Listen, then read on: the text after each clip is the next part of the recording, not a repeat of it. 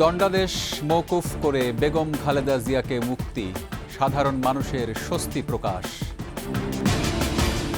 দ্বাদশ সংসদের বিলুপ্তি ঘোষণা, ৩ মাসের মধ্যে নির্বাচনের দাবি বিএনপির। স্বাভাবিক হতে শুরু করেছে রাজধানী সহ সারা দেশ, খুলেছে শিক্ষা প্রতিষ্ঠান, অফিস, আদালত।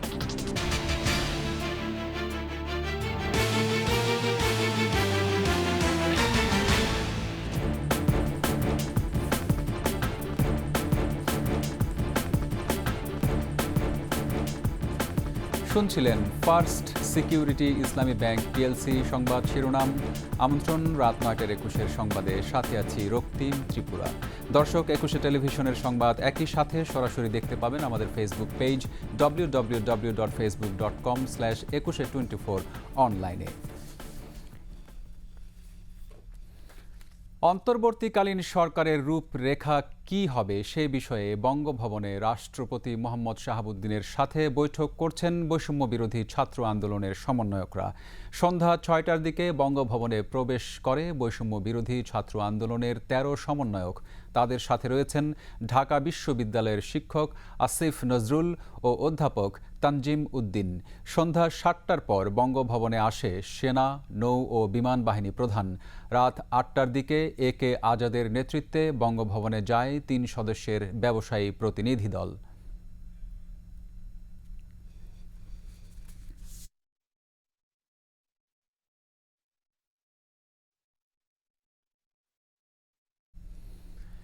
দণ্ডাদেশ মওকুফ করে বিএনপি চেয়ারপারসন খালেদা জিয়াকে মুক্তি দেয়া হয়েছে। বঙ্গভবন প্রেস উইংয়ের সংবাদ বিজ্ঞপ্তিতে কথা জানানো হয়, খালেদা জিয়ার চিকিৎসা আপাতত দেশেই চলছে, তবে উন্নত চিকিৎসার জন্য বিদেশে নেয়ার কার্যক্রম শুরু হবে শিগগিরই। মাহমুদ হাসানের প্রতিবেদন। 2018 সালের 8 ফেব্রুয়ারি জিয়া অরফানেজ ট্রাস্ট মামলার রায়ে কারাগারে পাঠানো হয় খালেদা জিয়াকে। এরপর অসুস্থতার কারণে কিছুদিন বিএসএমএমইউতে চিকিৎসা নেন তিনি। প্রায় 6.5 বছর পর বেগম জিয়ার মুক্তির আদেশ দেন রাষ্ট্রপতি মোহাম্মদ শাহাবুদ্দিন। খালেদা জিয়াকে মুক্তি দিয়ে প্রজ্ঞাপন জারি করেছে স্বরাষ্ট্র মন্ত্রণালয়ও। প্রজ্ঞাপনে বলা হয়, সাবেক প্রধানমন্ত্রী বেগম খালেদা জিয়ার দণ্ড মওকুফ করে মুক্তির বিষয়ে আইন ও বিচার বিভাগ, আইন, বিচার ও সংসদ বিষয়ক মন্ত্রণালয়ের মতামতের ভিত্তিতে সংবিধানের 49 অনুচ্ছেদে প্রদত্ত ক্ষমতা বলে মহামান্য রাষ্ট্রপতি বাংলাদেশের সুপ্রিম কোর্ট, হাইকোর্ট বিভাগের ক্রিমিনাল আপিল নাম্বার 1676/18, বিশেষ আদালত নাম্বার 5, ঢাকায়ের বিশেষ মামলার নাম্বার 17/2017 এবং বিশেষ আদালত নাম্বার 5, ঢাকা এর বিশেষ মামলার নাম্বার 18/2017 প্রদত্ত দণ্ডাদেশ মওকুফ করে নির্দেশক্রমে মুক্তি দেয়া হলো। বেগম জিয়ার চিকিৎসা আপাতত দেশেই চলছে, তবে উন্নত চিকিৎসার জন্য তাকে বিদেশে নেয়ার কার্যক্রম শীঘ্রই শুরু হবে। মাহমুদ হাসান, 21 টেলিভিশন, ঢাকা। এদিকে বেগম খালেদা জিয়ার মুক্তিতে উচ্ছ্বাস প্রকাশ করেছেন সাধারণ মানুষ। প্রিয় নেত্রীকে এমন মামলায় জড়িয়ে হয়রানি ও অপদস্থ করায় ক্ষোভ প্রকাশ করেন তারা। সারা বাংলাদেশের মানুষ তাকিয়েছিল বেগম খালেদা জিয়ার দিকে, যে যদি দেশের একটা পরিবর্তন আসে সুনিশ্চিত খালেদা জিয়া মুক্ত পাবে। কারণ খালেদা জিয়াকে মিথ্যা মামলা দিয়ে এই দীর্ঘ 10টি বছর কারাগারে রেখেছিল এই স্বৈরাচারী সরকার শেখ হাসিনা। একজন সাবেক প্রধানমন্ত্রী, 3 বারের সম্মানীয় প্রধানমন্ত্রী, উনি যেহেতু মুক্তি পাইছে আমরাও খুশি। দেশটা স্থিতিশীল হোক, দেশটার অর্থনীতি বাড়ক। খালেদার জন্য আমরা খুশি, আল্লাহর কাছে তারা জানে আবার ক্ষমতা আসতে পারে। মৃত্যু সজ্জা পর্যন্ত গেছে এই দেশে থেকে, কিন্তু মৃত্যু অবধারিত থাকলেও উনি এখানেই থাকতেন, যেটা আমরা ভাবতেছি, বুঝতেছি।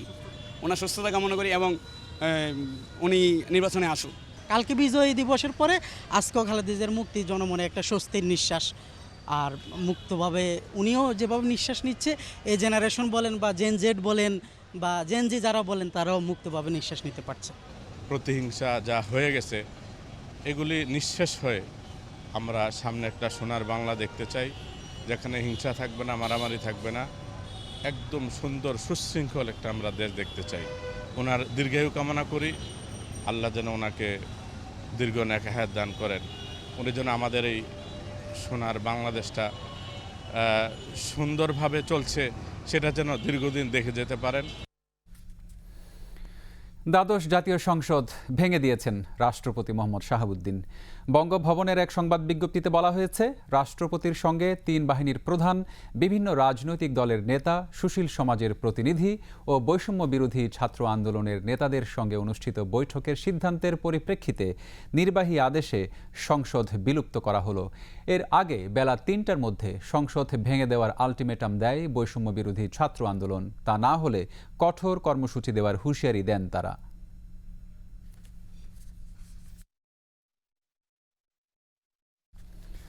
24 ঘন্টার মধ্যে অন্তর্বর্তীকালীন সরকার গঠন করতে রাষ্ট্রপতির কাছে আহ্বান জানিয়েছেন বিএনপির মহাসচিব মির্জা ফখরুল ইসলাম আলমগীর। তারেক রহমান যে কোনো সময় দেশে আসতে পারেন বলেও জানান তিনি। এছাড়া বেগম খালেদা জিয়া দেশবাসীকে শান্ত হওয়ার আহ্বান জানিয়েছেন বলেও জানান মির্জা ফখরুল। মাহমুদ হাসানের প্রতিবেদন। স্থায়ী কমিটির বৈঠক শেষে সংবাদ সম্মেলনে বিএনপির মহাসচিব মির্জা ফখরুল মুক্ত বাংলাদেশের শুভেচ্ছা দিয়ে সাংবাদিকদের সাথে মতবিনিময় শুরু করেন তিনি। মহাসচিব জানান, বিজয় অর্জন হয়েছে, কিন্তু স্বাধীনতাকে সুসংহত করার দায়িত্ব সকল নাগরিকের। প্রতিহিংসা ও ধ্বংসযজ্ঞ থেকে বিরত থাকার আহ্বান জানান তিনি।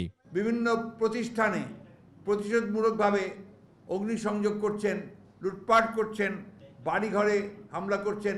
এটা দয়া করে অবিলম্বে এই মুহূর্ত থেকে বন্ধ করুন। যারা এটা করছেন তারা কেউ এই আন্দোলনের লোক নন। তারা সবাই কিন্তু আপনার যারা আন্দোলনের বিরোধিতা করেছে তারা এবং তাদের লোকেরাই করছে। এখন থেকে কোনো বাধার সম্মুখীন হবে না গণমাধ্যম। সংবাদ প্রচারে পূর্ণ স্বাধীনতা থাকবে বলেও জানান বিএনপি মহাসচিব। আমরা সবসময় ফ্রিডম অফ প্রেসে বিশ্বাস করি। আমরা বিশ্বাস করি যে প্রতিটি ব্যক্তি, মানুষ, সংগঠন, বিশেষ করে সাংবাদিকেরা, তারা তাদের মত একদম স্বাধীনভাবে প্রকাশ করবেন। খালেদা জিয়া সুস্থ হলে জনসম্মুখে আসবেন আর যে কোনো সময় তারেক রহমান দেশে ফিরতে পারেন বলে আশা প্রকাশ করেন মির্জা ফখরুল। ম্যাডাম প্রথম যে কথাটা বলেছেন যে সবাইকে শান্ত হতে বলো, আর এখানে এখন এমন কোনো ধরনের সিচুয়েশন তৈরি যেন না হয় যাতে অর্জিত বিজয় আবার ছিনিয়ে না নিয়ে যায় কেউ। অত্যন্ত অসুস্থ, সুতরাং যখনই তিনি সুস্থ হবেন, ফিট মনে করবেন, তখন তিনি জনগণের সামনে উপস্থিত হবেন। ধন্যবাদ। উনি যখনই মনে করবেন নাও হি ক্যান কাম ব্যাক, আমরা অলরেডি তাকে আমাদের অনুরোধ জানিয়েছি যেন দ্রুত চলে আসেন, সেই ব্যবস্থা হবে। বাসাবাড়িতে হামলা, লুটতরাজ বন্ধে সবার প্রতি আহ্বান জানান দলের মহাসচিব। সেই স্বাধীনতাকে সুসংহত করা তখনই সম্ভব হবে যখন আমরা গণতান্ত্রিক প্রতিষ্ঠানগুলোকে প্রতিষ্ঠিত করতে পারব। মাহমুদ হাসান, 21 টেলিভিশন, ঢাকা।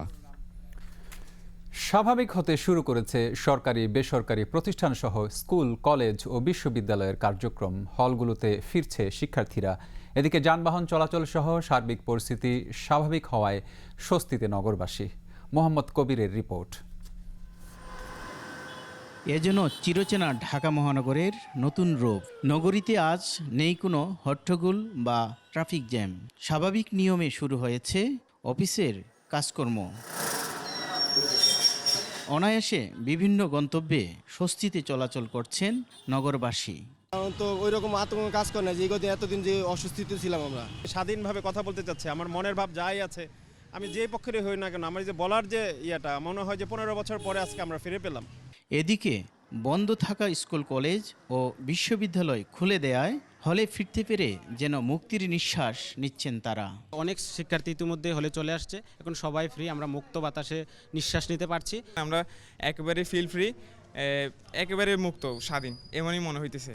মানে আসলে ক্যাম্পাসে নিজেদের যে একটা স্বকীয়তা, এটা এখন আসলে বোঝা যাইতেছে যে নিজেরা আসলে ক্যাম্পাসের ছাত্র। বুকের ওপর থেকে যদি একটা পাথর সরে যায়, একটা মুক্ত চিন্তার যে সুযোগ, স্বাধীনভাবে থাকার যে সুযোগ, আসলে কল্পনা করা যায় না।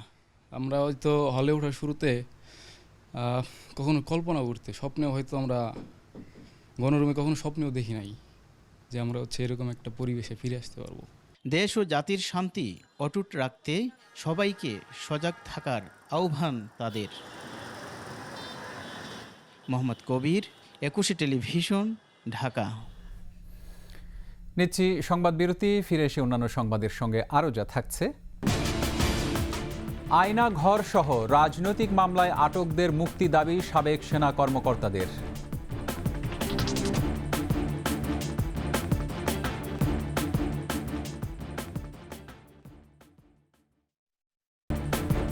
আমন্ত্রণ আবারও রাত 9:21 সংবাদে।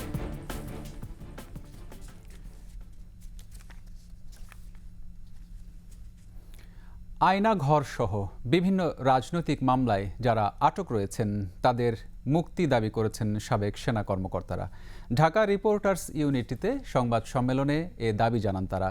এছাড়া অন্তর্বর্তীকালীন সরকারে প্রধান উপদেষ্টা হিসেবে ডক্টর ইউনূসকে স্বাগত জানিয়ে সাবেক সেনা কর্মকর্তারা জানান, সঙ্গে যারা কাজ করবেন তাদেরকেও নিরপেক্ষ হতে হবে। আহমদ বাবুর প্রতিবেদন।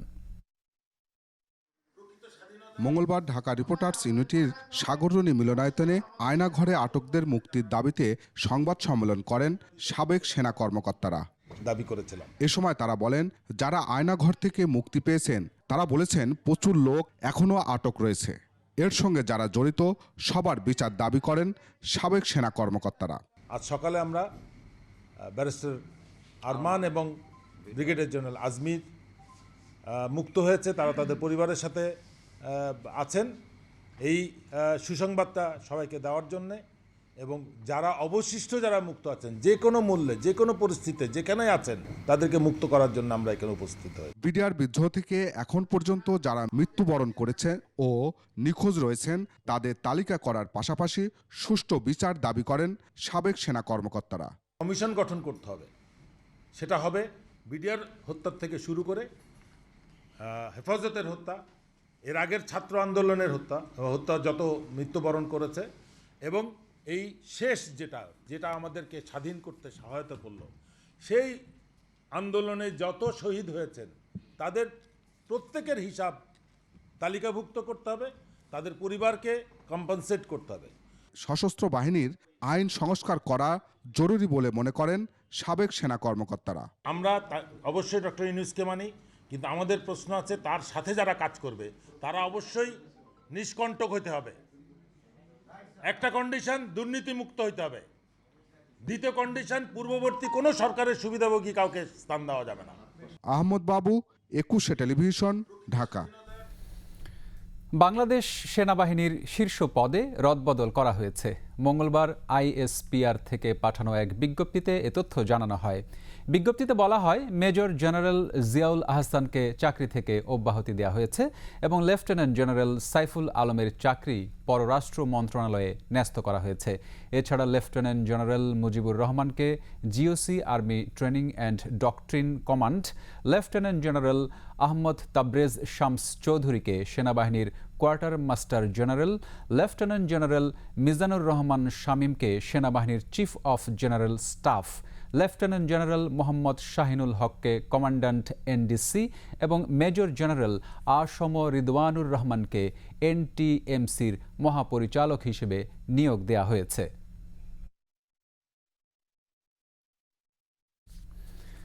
বিদেশে পালিয়ে যাওয়ার সময় বিমানবন্দরে আটক হয়েছেন সাবেক পররাষ্ট্রমন্ত্রী ডক্টর হাসান মাহমুদ ও আইসিটি প্রতিমন্ত্রী জুনায়েদ আহমেদ পলক। শাহজালাল আন্তর্জাতিক বিমানবন্দর কর্তৃপক্ষ এ তথ্য নিশ্চিত করেছে। মঙ্গলবার বিকেলে গ্রেফতার করা হয় তাদের। বিমানবন্দরে গেলে কর্মচারীরা তাদের আটক করে। ছাত্র জনতার অভ্যুত্থানের মুখে সোমবার শেখ হাসিনা দেশ ছাড়ার পর খোঁজ ছিল না হাসান মাহমুদ ও পলকের।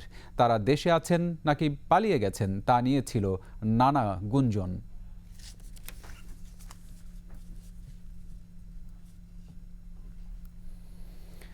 নতুন দিনের অঙ্গীকার নিয়ে 21 টেলিভিশনে ফিরে আসলেন প্রতিষ্ঠানের চেয়ারম্যান ও সিইও আব্দুস সালাম। দেশ যেমন নতুন করে গঠন করা হবে, তেমনি 21 টেলিভিশনও বাক স্বাধীনতার সর্বোচ্চ দিয়ে সংবাদ ও অনুষ্ঠান করবে বলে জানান তিনি। আরও জানাচ্ছেন তৌহিদুর রহমান। প্রায় 10 বছর পর রাজধানীর কারওয়ান বাজারে 21 টেলিভিশন ভবনে এসে দায়িত্বভার গ্রহণ করেন প্রতিষ্ঠানের চেয়ারম্যান ও সিইও আব্দুস সালাম।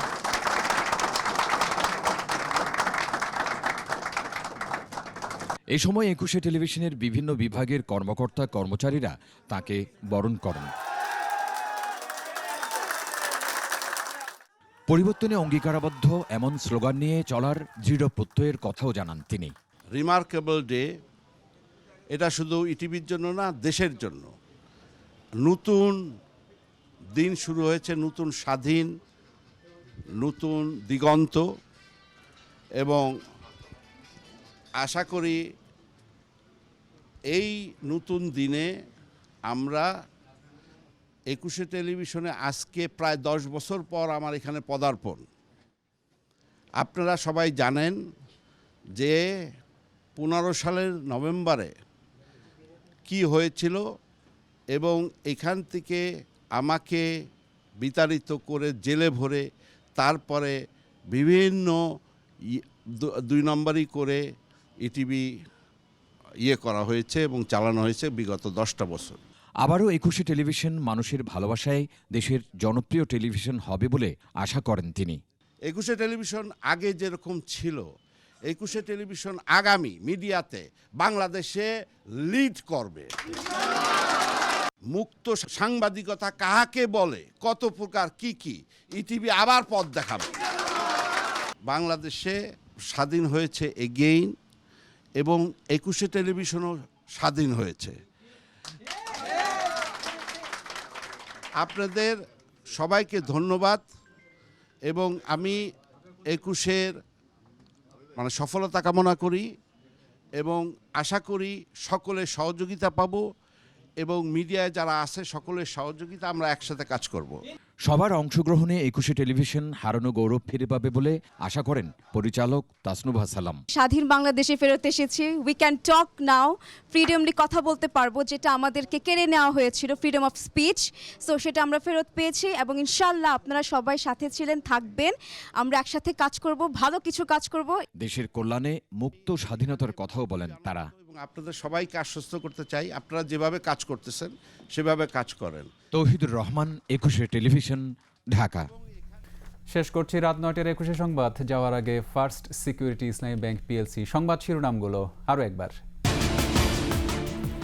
দণ্ডাদেশ মওকুফ করে বেগম খালেদা জিয়াকে মুক্তি, সাধারণ মানুষের স্বস্তি প্রকাশ। দ্বাদশ সংসদের বিলুপ্তি ঘোষণা, 3 মাসের মধ্যে নির্বাচনের দাবি বিএনপির।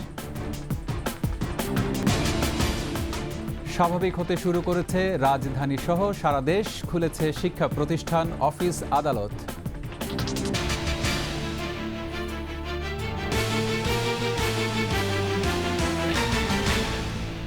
সর্বশেষ সংবাদ জানতে ডায়াল করুন 2021 নম্বরে আর ভিজিট করুন 21-tv.com ওয়েবসাইটে। এছাড়া ফেসবুকে ভিজিট করতে পারেন www.facebook.com/2124 অনলাইনে। এতক্ষণ সঙ্গে থাকার জন্য ধন্যবাদ। পরবর্তী সংবাদ রাত 11টায় দেখার আমন্ত্রণ রইল।